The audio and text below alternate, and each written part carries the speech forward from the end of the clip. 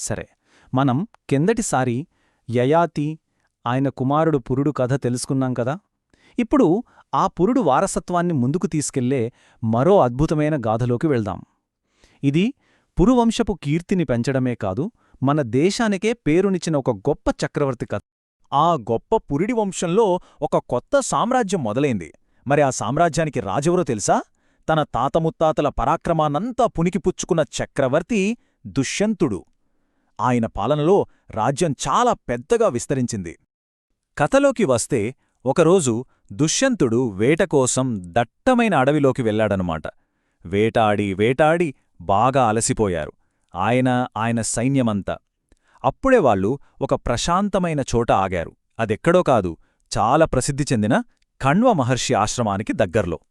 మరి ఆ రోజుల్లో ఆశ్రమాలంటే ఊరికే ఉండే కాదండోయ్, అవి నగరాలకి దూరంగా ప్రకృతి మధ్యలో ఉండే గొప్ప విజ్ఞాన కేంద్రాలు.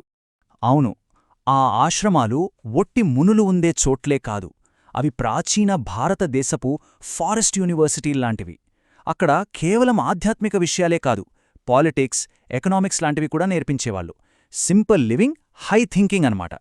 ఎంత శాంతంగా ఉండేవంటే అక్కడ క్రూరమైన సింహాలు కూడా మనుషులతో, జింకలతో కలిసిమెలిసి జీవించేవట. నమ్మగలమా? ఇక తన క్యాంపు దగ్గర్లోనే కణ్వ మహర్షి ఆశ్రమం ఉందని తెలియగానే దుష్యంతుడనుకున్నాడు, ఆ మహానుభావుడు దర్శనం చేసుకోవాలి అని.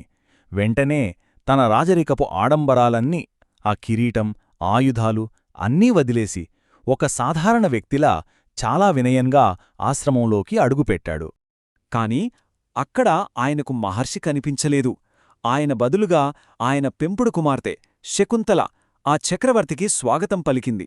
ఆశ్రమ సాంప్రదాయం ప్రకారం చేయాల్సిన మర్యాదలన్నీ చేసి చక్కగా ఆతిథ్యమిచ్చింది. ఆమె ఇచ్చిన ఆతిథ్యం స్వీకరిస్తున్న దుష్యంతుడి మనసులో ఒకటే ప్రశ్న. అరే, కణ్వ మహర్షి ఆజన్మ బ్రహ్మచారి కదా, మరి ఆయనకు ఇంత అందమైన కూతురు ఎలా ఉంటుంది అని. ఆ సందేహాన్ని తనలోనే దాచుకోలేక నేరుగా ఆమెనే అడిగేశాడు. అప్పుడు శకుంతల తన పుట్టుక వెనుక ఉన్న పెద్ద కథను చెప్పడం మొదలుపెట్టింది. అసలు విషయమేంటంటే, విశ్వామిత్ర మహర్షి ఒకప్పుడు ఘోరమైన తపస్సు చేస్తున్నాడు.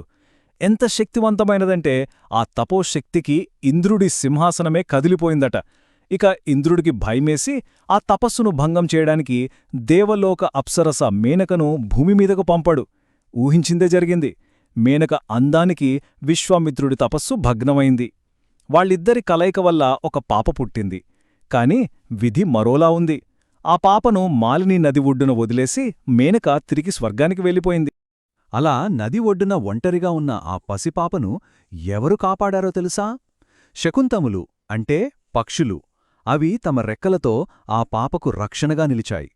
తెల్లవారి నదికొచ్చిన కణ్వ మహర్షి ఈ దృశ్యం చూసి ఆ పాపను తన ఆశ్రమానికి తీసుకెళ్లారు. పక్షులు కాపాడాయి కాబట్టే ఆయన ఆమెకు శకుంతలా అని పేరు పెట్టారు. ఎంత అందమైన పేరో కదా.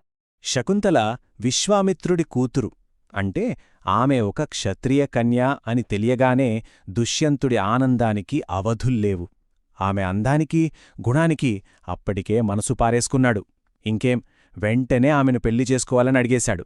అది కూడా గాంధర్వ వివాహం, అంటే ఇద్దరూ ఇష్టపడి చేసుకునే పెళ్లి. అప్పటి రోజుల్లో రాజులకు, క్షత్రియులకు ఈ రకమైన వివాహం ధర్మసమ్మతమే. దీనికి పెద్దల అనుమతిగాని, పెద్ద పెద్ద వేడుకలుగాని వెంటనే అవసరం లేదు. దుష్యంతుడి ప్రతిపాదనకు శకుంతల సరేనంది. కాని ఒక కండిషన్ పెట్టింది. మన ఇద్దరికీ పుట్టబోయే కొడుకే మీ తర్వాత చక్రవర్తి కావాలి అని. చాలా తెలివైన షరతు కదూ. దుష్యంతుడు కూడా ఒక వారసుడి కోసమే ఎదురుచూస్తున్నాడు కాబట్టి సంతోషంగా ఆ షరతుకు ఒప్పుకున్నాడు. సరే, పెళ్లి జరిగింది. కొన్ని రోజులు ఆశ్రమంలోనే గడిపాడు. ఆ తర్వాత దుష్యంతుడు తన రాజ్యానికి తిరిగి వెళ్ళాడు. వెళ్తూ వెళ్తూ త్వరలోనే సైన్యాన్ని పంపి నిన్ను మహారాణిగా గౌరవంగా తీసుకెళ్తాను అని మాటిచ్చాడు. కాని ఎక్కడో మనసులో ఒక చిన్న అపరాధభావం. కణవ మహర్షికి తెలియకుండా ఇదంతా జరిగిపోయింది కదా అని.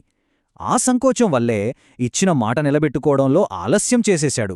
ఇక్కడ ఆశ్రమంలో శకుంతల ఒక కొడుక్కి జన్మనిచ్చింది. ఆ పిల్లాడు మామూలుడు కాదు, మహాధైర్యవంతుడు. సింహం పిల్లల్ని వాటి తల్లుల దగ్గర్నుంచి లాక్కొచ్చి ఆడుకునేవాడట. అందుకే ఆ అబ్బాయికి సింహధమనుడు అని పేరు పెట్టారు. అంటే సింహాలనే అణచగలవాడు అని అర్థం. ఏళ్ళు గడిచిపోతున్నాయి. దుష్యంతుడి నుంచి ఎలాంటి కబురూ లేదు. ఇంక లాభం లేదనుకున్న కణ్వ మహర్షి శకుంతలని, ఆమె కొడుకుని రాజుగారి సభకు పంపాలని నిర్ణయించుకున్నారు. కాని అసలు ప్రశ్న ఏంటంటే, దుష్యంతుడు తన ఇచ్చిన మాటను గుర్తుంచుకున్నాడా లేదా? ఎన్నో ఆశలతో శకుంతల తన కొడుకుతో రాజసభకు చేరుకుంది. కాని అక్కడ ఆమె ఊహించనిది జరిగింది. ఘోరమైన అవమానం. నిండు సభలో అందరి ముందు చక్రవర్తి దుష్యంతుడు, "నువ్వెవరో నాకు తెలీదు, ఈ పిల్లాడు నా కొడుకు కాదు" అని తేల్చి చెప్పేశాడు. బహుశా లోకనిందకీ చెడ్డపేరు వస్తుందని భయపడ్డాడేమో. సత్యాన్ని దాచిపెట్టాలని చూశాడు. దుష్యంతుడి మాటలకి శకుంతల ఒక్క క్షణం షాకైనా వెంటనే తేరుకుంది. ధైర్యం కోల్పోలేదు. ఒక రాజుగా ఆయన ధర్మాన్ని గుర్తుచేసింది. సత్యం ఎంత గొప్పదో చెప్పింది. రాజా, 100 అశ్వమేధ యాగాలు చేసినా రానంత పుణ్యం ఒక్క నిజం పలికితే వస్తుంది అని గంభీరంగా చెప్పింది. ఆమె మాటల్లోని నిజాయితీకి సభ మొత్తం నిశ్శబ్దమైపోయింది. సరిగ్గా ఆ క్లిష్టమైన సమయంలో ఒక అద్భుతం జరిగింది. సభలో ఉన్నవాళ్లందరూ ఆశ్చర్యపోయేలా ఆకాశం నుంచి ఒక దైవికమైన స్వరం, ఒక ఆకాశవాణి వినిపించింది. ఆ ఆకాశవాణి స్పష్టంగా చెప్పింది, "శకుంతల నిజమే చెబుతోంది. దుష్యంతా, నీ కుమారుడిని స్వీకరించు" అని. దైవం నుంచి వచ్చిన ఆజ్ఞను ఇంక ఎవరు కాదనగలరు? ఆకాశవాణి మాట వినగానే దుష్యంతుడి సందేహాలన్నీ తీరిపోయాయి. తన తప్పు తెలుసుకున్నాడు. పశ్చాత్తాపంతో సింహాసనం దిగువచ్చాడు. ఆనందంతో కళ్లలో నీళ్లు తిరుగుతుండగా తన కొడుకుని దగ్గరకు తీసుకుని గట్టిగా హత్తుకున్నాడు. శకుంతలను తన పట్టపు రాణిగా అంగీకరించాడు. ఇక సభ మొత్తం చక్కట్లతో, కేరింతలతో మారుమోగిపోయింది. అలా ఆ కుటుంబం ఎంతో నాటకీయంగా మళ్లీ ఒక్కటైంది. ఆ తరువాత సింహదమనుడికి భరతుడు అని పేరు పెట్టారు. ఆ భరతుడే పెరిగి పెద్దయి ఒక గొప్ప చక్రవర్తి అయ్యాడు. అశ్వమేధ యాగం చేసి దేశం మొత్తాన్ని ఒకే పాలన కిందకు, అంటే ఒకే గొడుగు కిందకు తీసుకొచ్చాడు.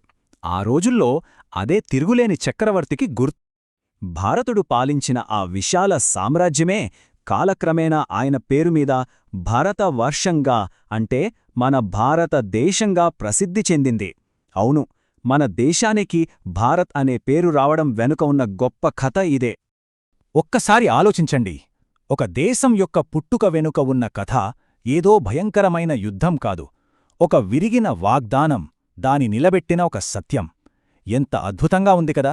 శకుంతల కథలో మనం చూసిన ఆ సత్యం, ధర్మం, విధి, ఇవన్నీ మన దేశపు ఆత్మలో ఎప్పటికీ నిలిచి ఉంటాయి.